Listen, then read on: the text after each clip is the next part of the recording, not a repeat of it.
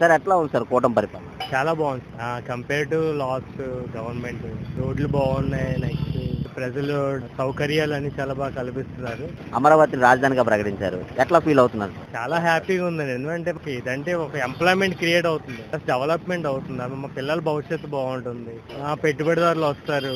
అదేంటంటే ఒక life time ఆదాయం ఒక సృష్టించుకునే మార్గాలు ఇవన్నీగా పోలవరం ప్రాజెక్ట్ కానీ మనకి అవసరం అండి ఇవన్నీ రాష్ట్రానికి. సార్ ఇప్పుడు సంవత్సరంలోనే ఇంత డెవలప్మెంట్ చూసారు, ఇంకా 4 సంవత్సరాలు ఇంకా డెవలప్ అయ్యే అవకాశాలు ఉన్నాయి. అవును సార్, కంపల్సరీ అవుతుంది. ఇప్పుడు పెట్టుబడిదారులు వస్తున్నారు. ఇప్పుడు ఇంకా నెక్స్ట్ 4 years లో దాన్ని అమలు పరుస్తారు. ఇప్పుడు తర్వాత ప్రజలకు ఒక అవగాహన వస్తుంది. తర్వాత 99% మళ్ళీ ఈ గవర్నమెంట్ కి మొగ్గు చూపుతారు సార్. అది లోకేష్ గారు ఐటీ మినిస్టర్ ఉన్నారు, ప్రతి కంపెనీలు తీసుకొని వస్తున్నారు. మొన్న చూసినట్టయితే ఎల్జీ కంపెనీ కూడా తీసుకొని వచ్చారు. ఇవన్నీ చూస్తుంటే ఎట్లా ఏమనిపిస్తుంది? నిరుద్యోగుల సమస్య తీరుతుందా? తీరుతుందండి, తప్పకుండా తీరుతుంది. ఇప్పుడు లాస్ట్ మీరు 5 years చూసారు, విశాఖపట్నం నుండి కొన్ని సాఫ్ట్వేర్ కంపెనీలు లేవు. చాలా మంది పిల్లలు ఇక్కడ చదువుకున్న వాళ్ళంతా అదర్ స్టేట్ 90% హైదరాబాద్ లో సెటిల్ అవుతున్నారు, బెంగళూరు సెటిల్ అవుతున్నారు, కొంతమంది ఫారెన్ వెళ్ళిపోతున్నారు.